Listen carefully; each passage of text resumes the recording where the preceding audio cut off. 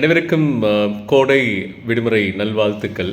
பேராசிரியர் கற்பசுவாமி ராமநாதன். இந்த கோடை வெயில் வந்துருச்சப்பா, அப்பப்போ வெயில் தாங்க முடியல. எப்படா வீட்டுக்கு போவோம், திரும்பி போவோம். என்ன இவ்வளோ வெக்கையாக இருக்குது. நான் பிறந்ததுலேருந்து இப்படி ஒரு வெயிலை பார்த்ததே இல்லை. ஸோ இந்த கோடையை எப்படி சமாளிக்கிறது, இதான் இன்றைக்கி ஒரு $1 பில்லியன் கொஸ்டின் எல்லாத்துக்குமே. இன்னொன்று ஃபஸ்ட்டு எடுத்துக்கோங்க, ஒரு பேசிக் திங், தண்ணீர் நிறைய குடிக்கணும். திருக்குறளே சொல்லியிருக்கு, நீர் என்றால் அமையாது உலகம் தான் சொன்னார். எவ்வளோக்களோ தண்ணி குடிக்கிறீங்களோ அவ்வளோக்களோ நல்லது. இன்னொன்று, நம்ம காட்டனில் செஞ்ச ட்ரெஸ்ஸை போடுறது, 100% காட்டன் சொல்லுவோம். அது முன்னாடி வரைக்கும் இருந்தது. எங்கள் காலம், நான் ஸ்கூல் போகிற வரைக்கும் இருந்தது. காட்டன் தான் நம்ம சவுத்தில் இருக்கவங்க எல்லாருமே வியர் பண்ணுவோம். மென்மையான காட்டன் சொல்லுவோம்.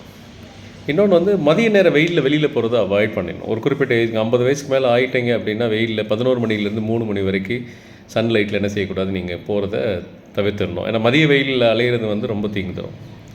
அளவுக்கு மீறினா அமிர்தம் நஞ்சு மாதிரி தான். உங்களோட ஸ்கின் கெட்டு போயிடும். அதெல்லாம் இன்னொன்று, நம்மளோட சாப்பிடக்கூடிய உணவு ரொம்ப முக்கியம். இப்போது நல்ல சீசன் தான். உங்களுக்கு நெல்லிக்காய் நிறைய கிடைக்கும், வெள்ளரி கிடைக்கும், தர்பூசணி கிடைக்கும். இதெல்லாம் பார்த்தீங்க, எவ்வளோக்கெவ்வளோ நீங்கள் சாப்பிட்றீங்களோ ஒரு 50% நீங்கள் எடுத்துக்கலாம். நீங்கள் சாப்பிட்ற உணவில் ஒரு 50% நீங்கள் எடுத்துக்கலாம். இந்த மாதிரி இருக்க பொருட்களை இனிது உண்பான் இன்பம் காண்பான், அப்படி தான் அகநானூரில் சொல்லியிருக்கு. இன்னொன்று கஷ்டம்தான், பட் இருந்தாலும் சொல்கிறேன், டெய்லி நீங்கள் குளிக்கணும். அதாவது சுத்தமும் சுகமும் ஒன்றோடு ஒன்றுன்னு சொல்லுவாங்க. பழமொழி சுத்தம் சுகம் தரும்னு சொல்லியிருக்கோம். ஸோ கொடையில் நீங்கள் 2 தடவை நீங்கள் என்ன செய்யலாம், குளிக்கலாம். வெளியே போகும்போது என்ன செய்யலாம், கொடையோ இல்லை தொப்பி கொண்டு போகலாம். இன்னொன்று, சாப்பிட்ற அளவு இருக்குது. அளவறிஞ்சு என்ன செய்யணும், உணவு உண்கணும். அதாவது நம்ம ரொம்ப ஹெவியாக இருக்கக்கூடிய உணவை தவிர்த்துட்டு என்ன செய்யணும்,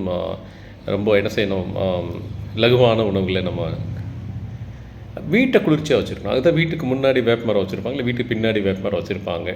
காற்றோட்டம் நிறையா இருக்க மாதிரி, ஜன்னல்கள்லாம் என்ன செய்யணும் இருக்க மாதிரி வீடுகள் இருக்குன்னு ஜன்னலை திறந்து வைக்கணும். இன்னொன்று, உழைப்புக்கு இடையில் நமக்கு இளைப்பாறுதல் ரொம்ப முக்கியம்.